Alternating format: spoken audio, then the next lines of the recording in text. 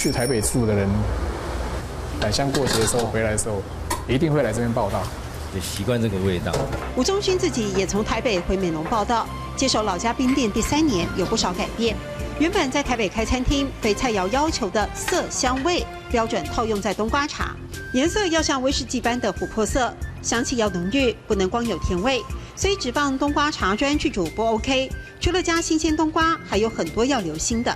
想提升它的香味、它的香气出来，我就慢慢试，烧掉 N 锅，煮不好就烧掉啦，就焦掉了，不行倒掉，倒掉，一试再试。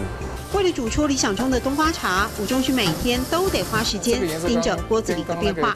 这个颜色比刚刚又稍微深了一点，但是这样子还是不行。看似越简单的东西，有时才越不简单，也需要慢慢熬才能熬出好味道的。还有红豆，煮的时间要很慢，要小火。你用大火一下子那底下就焦了。时间酝酿久了会变成怀念的味道。加香蕉油的清冰是美浓特色冰品。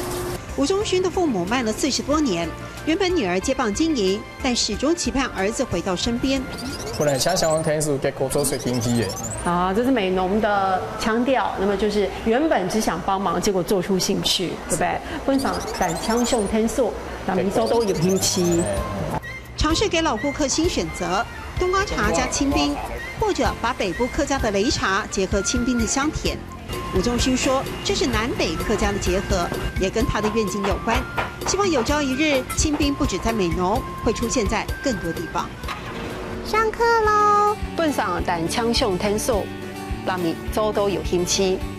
本上胆腔胸天素，让你周都有兴趣。谢谢宗仪老师。